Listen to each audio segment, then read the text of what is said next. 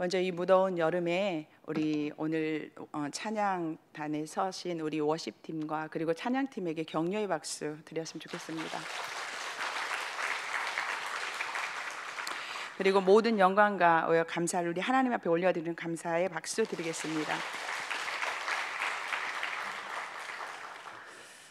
기독교 서점에 갈 일이 있으면 담임 목사님께서 부교육자들에게 책 한 권씩 사서 읽으라고 종종 말씀해 주십니다.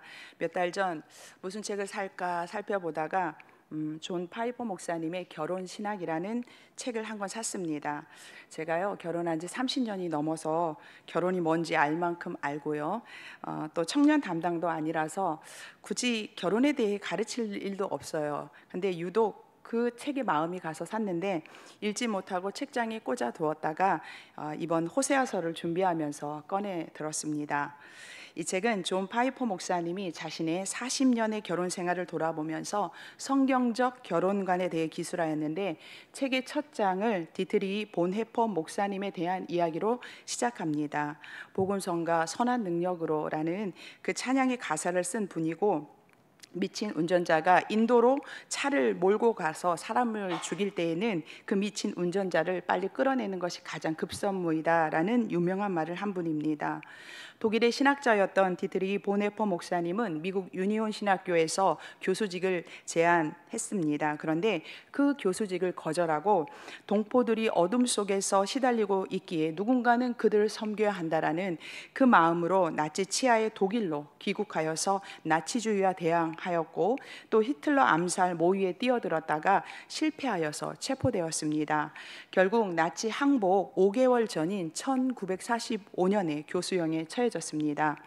보네퍼 목사님은 2년의 수감 생활 중에 많은 글을 썼고요. 이 보네퍼 목사님의 옥중 서신은 현대 기독교 신앙과 또 신학에 많은 도전을 주고 있습니다. 39살의 젊은 나이로 죽음을 맞이한 이 보네퍼 목사님에게는 사랑하는 약혼녀가 있었습니다. 감옥에서 이 약혼녀 마리아와 2년간 주고받은 편지를 책으로 발간한 것이 있는데, 옥중연서라는 책에는 결혼에 대한 보네퍼 목사님의 성경적 사고를 가진 주옥 같은 그런 글들이 실려 있습니다. 그 중에 이런 글이, 짧은 글이 있습니다. 제가 한번 읽어드리겠습니다. PPT 한번 잠깐 보시면, 사랑은 여러분에게서 오는 것이나 결혼은 위로부터 오는 것이다. 여러분의 사랑이 결혼을 지탱하는 것이 아니라 여러분의 사랑을 지탱하는 것이 결혼이다. 이런 말을 했습니다. 서로가 서로를 사랑해서 결혼하지만, 그래서 결혼은 사람에게서 시작하는 것 같지만 결혼은 하늘로부터 오는 것이고, 결혼을 지탱하는 것이 사랑 같지만 부부의 사랑을 지탱하는 것은 결혼이라는 본질을 생각하는 그런 말입니다. 우리는 서로를 사랑해서 결혼하지만 사랑의 유통기한은 그리 길지 않습니다. 건전지가 수명을 다하면 미련 없이 우리는 버리지만 사랑이 다했다고 결혼을 마칠 수는 없습니다. 그렇기에 사랑이 결혼을 지탱하는 것이 아니라 결혼이 우리의 사랑을 이어가고 지탱한다라는 보네퍼 목사님의 말은 틀리지 않습니다. 우리의 결혼 생활을 유지하는 것은 사랑이 아니라 언약을, 약속을 지키는 것입니다. 여기 계신 성도님들 중에는 짧게는 몇 년, 길게는 40년, 50년 더 사신 분도 계실까요? 이렇게 결혼 생활을 오랫도록 지속하는 분들이 계신데, 나는 지금도 내 아내를, 내 남편을 열렬히 사랑한다고 말할 수 있는 분은 그리 많지 않을 것입니다. 사랑해서 우리가 결혼합니다. 하지만 그 사랑을 지키는 게, 사랑을 지켜내는 게 결혼의 최우선 과제가 아닙니다. 남편은 아내에게, 아내는 남편에게 서로가 서로에게 대한 약속, 언약을 이행하는 게 바로 결혼이고 그것이 과제입니다. 하나님은 호세아 선지자에게 음란한 여자와 결혼하라는 사명을 주셨습니다. 우리는 이 명령이 하나님이 이스라엘 백성을 향한 당신의 사랑을 증명하기 위한 명령임을 우리는 알고 있습니다. 그렇다면 왜 하나님은 당신의 사랑을 드러내기 위해서 결혼이라는 이 매개체를 사용하고 계실까요? 그것은 결혼이야말로 하나님과 이스라엘 백성 간의 관계를 가장 잘 드러내기 때문입니다. 하나님이 이 땅의 모든 인간을 창조하셨습니다. 하나님을 믿던 믿지 않던 이 땅의 모든 사람은 하나님의 피조물입니다. 하나님과 인간이 창조주와 피조물이라는 관계는 이 땅의 모든 사람에게 적용되는 일반 논리입니다. 그런데 그 많은 온 인류 중에서, 그 나라 민족 중에서 하나님이 이스라엘이라는 한 나라를 택한 것은 하나님이 신랑이고 이스라엘이 신부가 되는 특별한 관계가 되는 것입니다. 한 명의 신랑과 한 명의 신부가 부부가 되듯이 하나님과 이스라엘이 언약을 통해서 결혼한 것입니다. 그래서 하나님과 이스라엘의 관계는 창조주와 피조물의 관계가 아닌 언약으로 맺어진 신랑과 신부의 부부 관계입니다. 그렇기 때문에 하나님은 떠나버린 이스라엘 백성들을 향하여서 결혼이라는 이 비유를 통해 관계를 회복하고자 하는 것입니다. 하나님이 이스라엘의 이 배신에도 불구하고 기다리고 그리고 용서하고 사랑하는 이유는 신랑으로서의 혼인의 의무를 다하기 위하심입니다. 하나님이 이스라엘을 사랑하시는 것은 창조주로서 피조물을 책임지는 것보다 더 깊은 것입니다. 하나님이 이스라엘을 사랑하시는 것은 혼인으로 맺어진 것으로 신랑이 신부를 사랑하는 것입니다. 창조주라고 하면 내가 너를 지었으니까 너를 책임지겠다라는 이 책임의 의무가 더 크게 느껴지지만, 신랑이라고 하면 신부를 사랑하는 마음이 더 크게 느껴집니다. 마찬가지입니다. 하나님이 우리를 사랑하시는 것은 창조주로서 피조물인 우리를 책임지는 그런 차원이 아니라 신랑이 신부를 사랑하듯이 하나님이 우리를 사랑하시는 것입니다. 하나님께서 구약에서 이스라엘과의 관계 속에서 신랑과 신부임을 보여주셨다면, 신약에서는 예수 그리스도와 성도, 즉 우리가 신랑과 신부의 관계임을 말씀하고 있습니다. 호세아서를 읽을 때는 이 결혼이라는 관계를 밑바탕에 깔고 읽어야 합니다. 신랑 대신 하나님께서 이스라엘이 신부의 약속을 깨고 돌아섰을지라도 하나님은 신랑으로서의 도리, 언약을 끝까지 지켜나가고 계신 모습을 우리는 보아야 합니다. 네가 나를 배신했으니 내가 너를 버리겠다, 그것이 아니라 결혼이라는 이 언약 관계가 끊어지지 않도록 때로는 혼내시고 때로는 희망을 약속하며 하나님은 그렇게 기다리고 계십니다. 그래서 우리는 이 호세아서에서 하나님의 불같은 진노 속에서 신부를 사랑하는 그 신랑 되신 하나님의 마음을 우리는 읽을 수 있어야 합니다. 오늘 본문 앞에는 하나님께서 풍성하게 주셨던 그 가나안의 모든 소산물을 거두어 가시겠다 말씀하십니다. 그러므로 인해서 바알을 향해 달려가는 이스라엘 백성들의 길을 막으시겠다라고 말씀하셨습니다. 이스라엘 백성들은 하나님이 주신 풍요와 이 평안이 바알에게서 온 것이라고 생각했습니다. 그들은요, 하나님께 예배하고 바알에게도 제사하면서 그것이 죄인지 알지 못했습니다. 마치 남편인 호세아를 두고 다른 남자와 음행하는 고멜이 자신의 죄를 알지 못했던 것처럼 말입니다.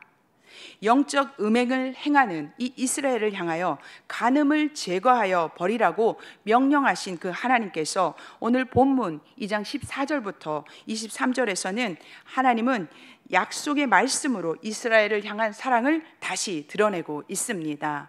영어 성경으로 보면 I will, 내가 뭐뭇 할 것이다 라는 표현이요, 14절, 17절, 18절, 19절, 20절, 21절, 23절에 나와 있는데, 이는 반드시 내가 그렇게 하겠다는 하나님의 의지가 드러나는 표현입니다. 성경을 한번 보시면 14절에 내가 그를 거친 들로 데리고 가겠다, 17절에 내가 바알의 이름을 제거하겠다, 18절에 내가 언약을 맺겠다, 19절에 내가 장가들겠다, 20절에도 내가 장가들겠다, 21절 내가 응답하겠다, 23절 내가 이 땅에 심겠다고 I will의 표현을 써서 하나님은 우리에게, 이스라엘 백성에게 약속하고 계십니다. 사랑하는 성도 여러분, 하나님은 우리를 축복하시는 하나님이십니다. 우리를 향한 하나님의 본심은 저주가 아니라 축복이고 심판이 아니라 구원입니다.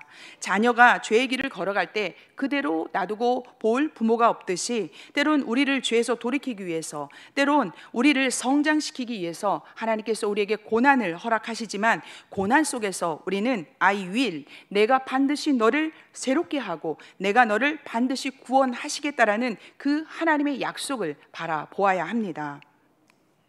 그런데 본문의 말씀, 오늘 본문은 약속의 말씀이고 축복의 말씀인데요, 14절을 보면 내가 그를 타일러 거친 들로 데려가겠다라고 말씀하고 있습니다.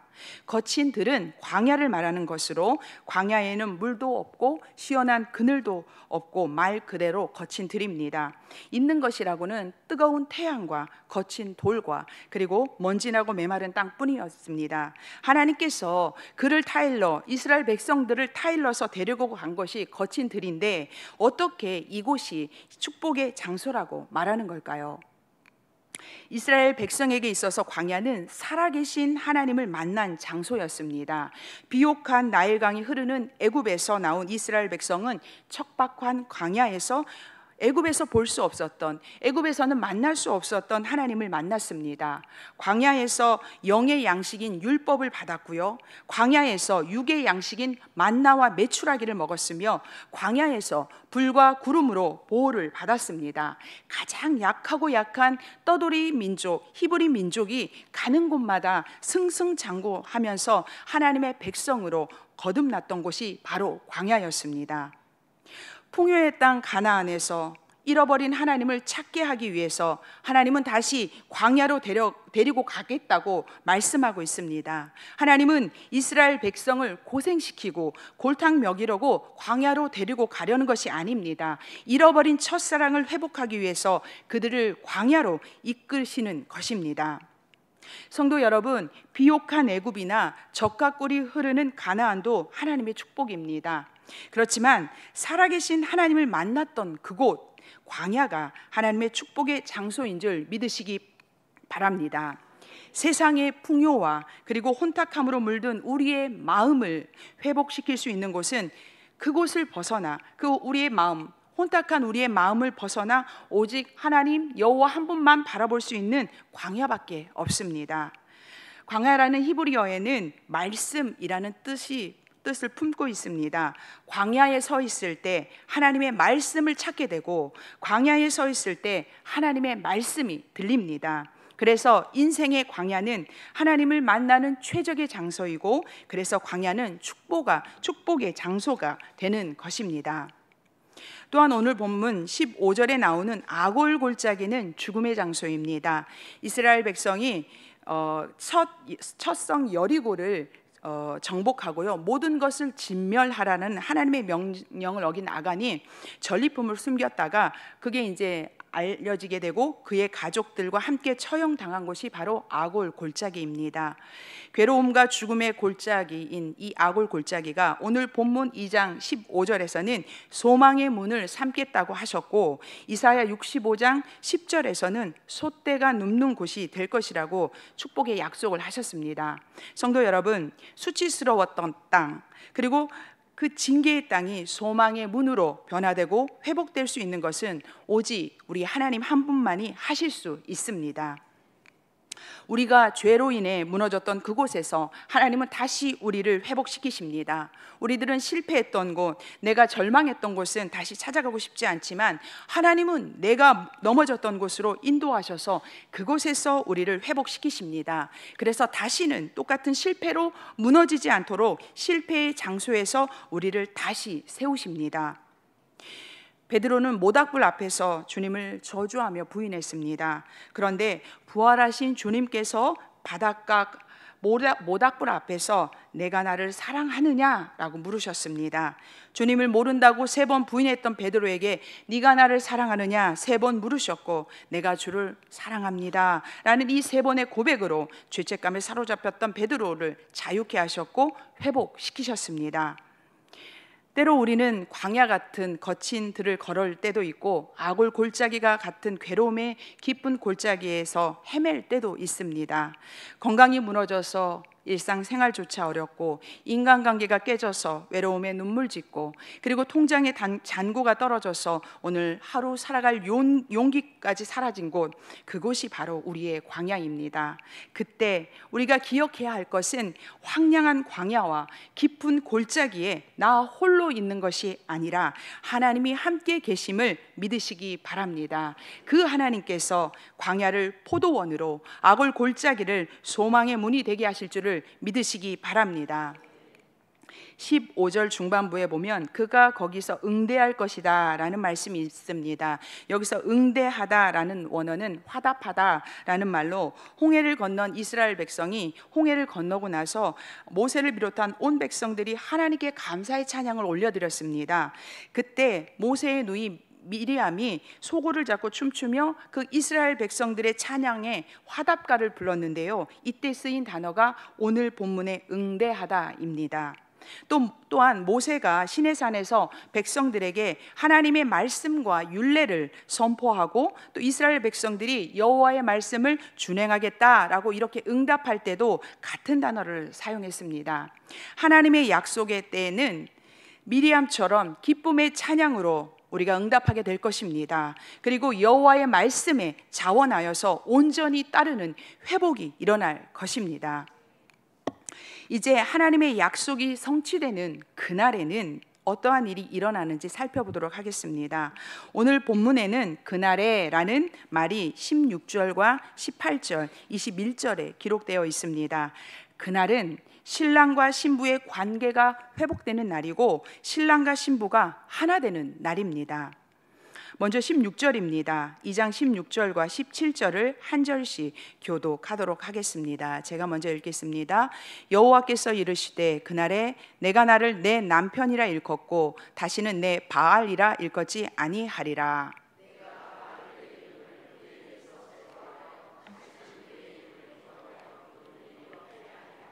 아멘. 첫 번째, 그날에는 남편인 하나님을 떠났던 이스라엘이 하나님만이 나의 남편이라고 부르게 될 것입니다. 바알 하면 가나안의 우상인 것을 우리는 다 알고 있습니다. 그런데요, 이 바알이라는 단어 안에는 주인, 남편이라는 뜻도 들어 있습니다. 그래서 오늘 본문에 나오는 이 내 바알이라고 여기에 해당되는 히브리어는 바알리인데 내 남편, 내 주인 할 때도 바알리라고 불렀습니다. 문제는 여호와께 나와 예배할 때에 하나님을 바알리라고 불렀다는 것인데 그들의 마음은 가나안 우상 바알을 불렀던 것이지 결코 여호와를 나의 남편이라고 생각한 것이 아니라는 것입니다.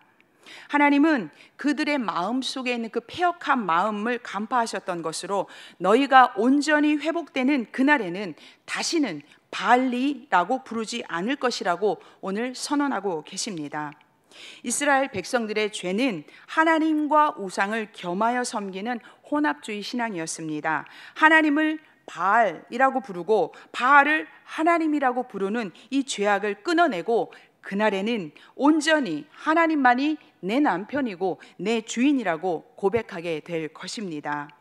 성도 여러분, 하나님을 믿지 않는 사람이, 교회 다니지 않은 사람이 절에 가서 부처를 믿는 것과 하나님도 믿고 부처도 믿는 것은 다릅니다. 북이스라엘의 가장 큰 문제는 혼합된 우상 숭배로 하나님도 믿고 바알도 믿고 이럴 성신도 믿었던 것입니다. 하나님을 예배하지 않은 것이 아니었기 때문에 그들은 자신들이 죄를 짓고 있다고 생각하지 않았습니다. 절기가 되고 안식일이 되면 최상급의 정말 제물을 가지고 가서 하나님을 예배했습니다. 그리고 나서 다른 날에는 바알에게 가서 제사하면서도 자신들은 하나님의 백성이라고 생각했던 것입니다. 하나님이 선지자들을 보내서 나에게 돌아오라고 죄를 지적해도 이스라엘 백성들은 우리가 하나님 앞에 무엇을 잘못했습니까? 이렇게 말하는 것입니다. 우리는 하나님을 섬기는 일을 포기하거나 소홀히 한 적이 없다는 것입니다. 이에 대해서 말라기 1장 10절은 이스라엘의 이러한 헛된 제사에 대해서 이렇게 말씀하십니다. 제가 읽도록 하겠습니다. 만군의 여호와가 이르노라 너희가 내 제단 위에 헛되이 불사르지 못하게 하기 위하여 너희 중에 성전 문을 닫을 자가 있었으면 좋겠도다. 내가 너희를 기뻐하지 아니하며 너희가 손으로 드리는 것을 받지도 아니하리라. 마음은 없고 재물만 갖다 놓은 제사로 인해 마음이 상한 하나님께서 아예 성전 문을 닫았으면 좋겠다, 이 성전 문을 닫을 사람이 필요하다라고 말씀하시면서 하나님과 우상을 구별하지 못하는 이스라엘을 한탄하고 계십니다.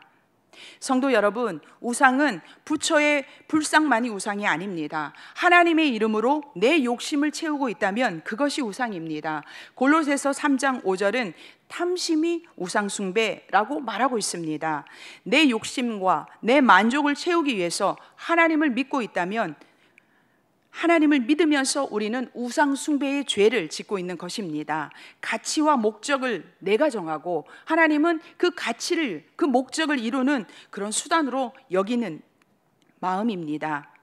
예를 들어서 우리는 자녀를 위한 기도를 많이 합니다. 입으로는 이 아이는 하나님께서 내게 맡겨주신 선물입니다 라고 말하면서 하나님께서 이 아이에게 무엇을 원하시는지 정말 생각하지 않고 아이에게 필요한 것을 내가 결정합니다. 그리고는 내가 결정한 그 가치와 목적을 가지고 하나님께 이루어 달라고 기도하고, 그렇게 되지 않으면 하나님을 원망하고 좌절합니다. 하나님의 뜻대로 살겠다고 수없이 다짐하고 기도하면서 어떤 일을 계획하고 준비하면서 우리는 하나님의 뜻을 묻지 않고 내 생각, 내 의지, 내 계획대로 그렇게 행할 때가 많습니다. 세상의 지식과 문화와 그리고 세상의 시선이 기준이 되고 내 욕망이 목표가 되어서 하나님은 그 목표를 이루시는 심부름꾼에 불과하지 않게 생각하고 있지는 않습니까? 내 욕망대로, 내 기도대로 이루어지지 않으면 하나님은 나를 사랑하지 않는 분으로 취급하고 있지는 않습니까? 탐심은 우상 숭배입니다. 우리가 교회가 아닌 다른 곳에 가지 않더라도, 부처에게 가서 절하지 않더라도 우리는 탐심이라는 이름으로 가장 무서운 우상을 숭배하고 있을 수 있습니다. 북이스라엘 사람들도 탐심 때문에 비를 주관하는 바알에게 가서 빌었습니다. 하나님께서 모든 것을 주셔서 많은 것을 누리고 있음에도 이스라엘 백성들은 더 많은 것을 가지려고, 내가 더 갖지 않으면 왠지 뺏기는 것 같아서 바알을 하나님이라 부르며 자신들의 탐심을 가렸던 것입니다. 성도 여러분, 우리의 주인은 여호와 하나님이십니다. 아멘. 죄로 인해 죽어야 마땅한 우리들을 구원하신 하나님만이 우리의 주인이고 우리의 신랑이십니다. 하나님을 놔두고 바알에게 가서 절하고 1월 성신에게 절하는 그들의 모습을 보면서 우리는 참 믿음 없다, 어떻게 저렇게 어리석을까라고 생각하곤 합니다. 그런데 우리 마음에 하나님보다 더 중요하게 여기는 그것이 나의 우상인 것을 깨달으시기 바랍니다. 하나님을 믿는다 고백하고 예배하면서 우리의 마음이 딴 데 가 있다면 우리는 우상을 숨기고 우상을 섬기고 있는 것입니다. 하나님보다 가치와 의미를 두고 있는 그것이 바로 우리의 우상입니다. 사랑이라는 명목하에 하나님보다 자녀가 더 귀하다면 바로 자녀가 우상이고, 열심이라는 명목하에 성공을 향해 달려가고 있다면 그것이 우상입니다.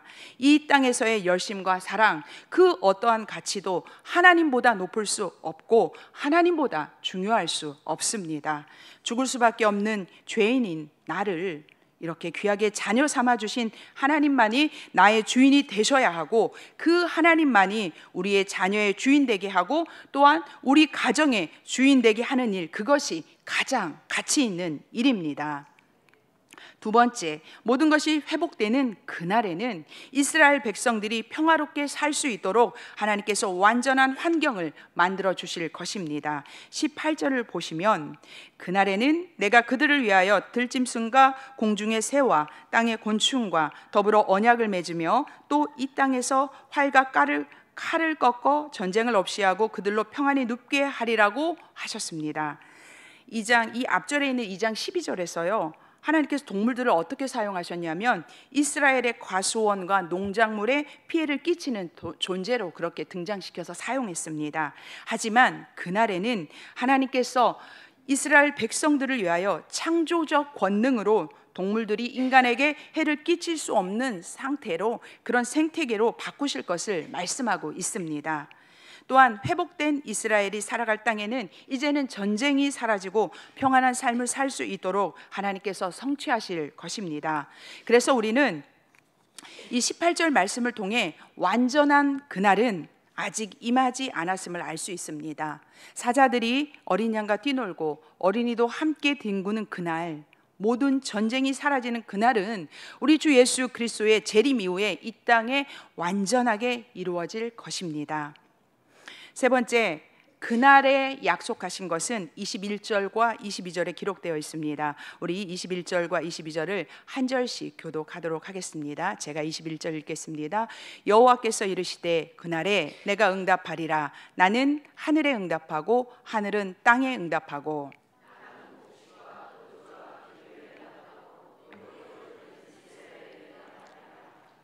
아멘. 하나님이 약속하신 그날에는 하나님의 응답이 있는 날입니다. 21절과 22절이 이 말씀은 바알이 농사의 풍요로움을 가져다 준다고 믿었던 바알 숭배자들의 믿음을 깨는 그런 말씀입니다. 이 땅에 비를 내리고 땅을 비옥하게 해서 그리고 농사의 풍년을 가져다 주는 것은 바알이 아니라 바로 여호와 하나님이라는 사실을 이렇게 밝히고 있습니다. 하나님께서 하늘에 21절에 하늘에 응답하신다는 것은 하늘에서 하나님께서 하늘의 창을 열어서 비를 내리신다는 그런 뜻입니다. 하늘이 땅에 응답한다는 것은 비를 통해 땅을 비옥하게 한다는 그런 뜻입니다. 땅은 곡식과 포도주와 기름에 응답한다는 것은 비를 받아 비옥하게 된 땅이 풍성한 열매를 맺게 되는 것이고, 이것들을 이스라엘에 응답하리라는 것은 풍성한 농산물을 통해서 이스라엘 자손이 축복을 누리게 될 것이라는 말씀입니다. 그날에는 하나님께서 응답하시는 놀라운 일이 일어날 것입니다. 하나님은 비를 내리신 것뿐인데 근본적인 이 회복으로 인해서 연쇄적으로 다른 회복이 일어나고 결국은 이 땅 전체가 축복으로 가득할 것입니다. 그날은 아까도 말씀드렸지만 예수 그리스도의 재림 이후에 이 땅에 임하겠지만 아직 임하지 않은 그날이지만 우리는 이미 지금 그날을 경험하며 살고 있습니다. 지금 내가 누리고 있는 은혜와 축복은 장차 우리가 누리게 될 그날의 축복의 메시지이고 예시이고 맛보기입니다. 광야에서의 만나와 메추라기가 가나안의 맛보기였듯이 광야 같은 이 땅에서 누리는 이 평안과 이 축복을 통해서 우리는 하나님께 감사하며 그날의 완전한 회복을 소망해야 합니다. 이제 우리는 또 한 번 하나님께서 결혼이라는 틀에서 하나님의 사랑을 확인시키고 회복시킬 것을 말씀하고 있음을 보게 됩니다. 2장 19절과 20절 말씀을 한 절씩 교독하도록 하겠습니다. 제가 19절 읽겠습니다. 내가 내게 장가들어 영원히 살되 공의와 정의와 은총과 긍휼이 여김으로 내게 장가들며. 아멘. 19절과 20절에 반복되는 말씀은 내가 내게 장가들어 라는 문구로 3번 반복되고 있습니다. 모든 것이 회복되는 그날에는 하나님이 이스라엘에게 장가드시겠다고 합니다. 여기서 장가든다라는 것은 결혼식이 아닌 약혼식, 정혼식을 의미합니다. 고대 유대인의 결혼은 신랑이 약혼 반지와 보석 같은 예물과 그리고 지참금을 가지고 신부될 사람의 집을 찾아가서 청혼하는 것부터 시작합니다. 신부가 신랑 될 사람의 그 청혼을 승낙하면 약혼 증서에 서명을 합니다. 그래서 하나씩 나눠 가지고 이제는 나눠 가지고 가게 되는데, 그때부터 이 약혼 때부터 이 약혼 증서가 서로 나눠 가졌을 때부터 부부로서의 효력이 발생합니다. 약혼한 후로부터 보통 1년에서 2년 정도 신랑과 신부는 각자의 집에서 생활하면서 결혼을 준비하는데, 신랑은 신부를 데려오기 위해서 집을 마련하고요, 신부는 신랑을 기다리면서 하얀 세마포를 준비해서 신랑을 기다립니다. 오늘 본문에서 내가 내게 장가든다고 선언하신 것은 하나님께서 첫 결혼에 실패한 이스라엘을 마치 결혼하지 않은 존재처럼 여기시고 새로운 신부로 맞아들이고자 하시는 것입니다. 하나님께서 이스라엘에게 장가들어 영원히 살겠다는 것은 단순한 그런 언약 관계를 맺으신다라는 의미만 아니라 부부가 그러한 것처럼 완전한 한 몸으로 연합을 이루고 사랑의 관계를 맺으실 것을 선언하고 계십니다. 유대 결혼식에서 신랑이 신부에게요 약혼 반지하고 지창금을 가지고 간다고 말씀드렸는데, 여호와 하나님도 신부인 이스라엘에게 5가지의 지창금을 주게 됩니다. 바로 19절과 20절에 나와 있는데요, 보시면 공의와 정의와 은총과 긍휼과 진실이라는 지창금으로 이 5가지는 하나님의 성품입니다. 이 하나님의 성품으로 회복된 이스라엘과의 결혼 관계를 영원히 유지시킬 수 있는 그런 지창금들입니다. 공의는 체데크, 정의는 미시파트, 은총은 헤세드, 긍휼은 라함, 진실은 에무나로 당시 무너진 이스라엘 사회에서 찾아볼 수 없었던 하나님의 성품들이 회복될 하나님 나라의 모습으로, 정말 이 결혼이야말로 완전한 것으로 깨지지 않는 영원한 결혼이 될 수 있을 것입니다. 회복된 이스라엘과 그리고 하나님과의 완전한 결합으로 태어날 자녀들은 바로 호세아 선지자의 자녀의 이름과는 상반되는 그런 축복을 누리게 될 것입니다. 그날은 23절의 말씀처럼 그를, 이스라엘을 이 땅에 심는 이스라엘의 축복, 그리고 긍휼히 여김을 받는 루하마의 축복, 그리고 하나님의 백성으로 인정받는 암미의 축복으로 인해 이스라엘 백성들은 이 모든 것을 경험한 후에 주는 내 하나님이십니다 라는 고백으로 하나님을 찬양할 것입니다. 사랑하는 성도 여러분, 하나님은 하나님 되심으로 우리를 사랑하시고 그 하나님 되심으로 우리를 회복하실 것입니다. 우리는 여전히 부족하고 우리는 여전히 죄를 벗어나지 못하지만 우리의 깨끗함과 무관하게 하나님은 당신의 하나님 되심으로 우리를 사랑하신다는 사실을 우리는 잊지 말아야 합니다. 사탄은 우리의 무지하고 이렇게 무너진 모습들을 들춰내면서 너는 사랑받을 자격이 없다, 너는 끝났다 하며 우리를 낙심시키지만 나의 나됨은 나에게 있는 것이 아닙니다. 바로 하나님이 하나님 되심으로 바로 내가 있는 것입니다. 이사야 43장 1절에는 우리를 향하신 하나님의 진심이 나타나 있습니다. 야곱아, 너를 창조하신 여호와께서 이제 말씀하시느니라. 이스라엘아, 너를 조성하신 자가 이제 말씀하시느니라. 너는 두려워 말라. 내가 너를 구속하였고 내가 너를 지명하여 불렀나니 너는 내 것이라 말씀하셨습니다. 우리는 이미 하나님께 구속되었습니다. 우리는 이미 하나님의 것이 되었습니다. 그렇기에 우리는 우리의 연약함, 그리고 우리의 죄, 우리의 무지와 무능을 두려워할 필요가 없습니다. 우리를 구속하신 그 하나님께서 우리를 회복시키시고 우리를 인도하실 것이기 때문입니다. 사랑하는 성도 여러분, 하나님의 진심은 우리를 사랑하신다는 것입니다. 신랑이 신부를 사랑하듯 하나님께서 우리를 사랑하십니다. 그 사랑은 인간의 사랑처럼 쉽게 끊어지지 않습니다. 하나님의 사랑은 끊을 수도 없고 끊어지지 않는 그러한 사랑입니다. 자신과 더불어 이방신을 겸하여 섬기는 이스라엘을 돌이키기 위하여 무서운 진노의 채찍을 드시는 하나님을 보면서 우리는 그 하나님의 진심을 보아야 한다고 말씀드렸습니다. 하나님의 채찍은 이스라엘을 죽이기 위한 것이 아니라 이스라엘을 생명으로 이끌기 위한 사랑입니다. 이스라엘 백성들처럼 우리는 끊임없이 우리 안에, 우리 나만의 우상을 만들며 살아갑니다. 하나님이 아무리 우리를 사랑하셔도 우상을 사랑하는 사람과는 타협하지 않으십니다. 채찍을 들어 깨닫게 하고 돌이켜서 정결한 신부로 살아가게 하십니다. 하나님의 채찍이 우리에게는 고통이고 또 고난이지만 우리의 고집을 내려놓고 하나님께로 돌이킨다면 하나님의 채찍은 축복이 될 것입니다. 우리의 입맛에 맞는 하나님을 찾지 마시기 바랍니다. 하나님을 나에게 맞추는 것이 아니라 내가 하나님에 맞춰갈 때 우리는 하나님의 신부로서 회복되어질 것입니다. 이 은혜가 저와 여러분 모두에게 있어지길 예수님의 이름으로 축복합니다.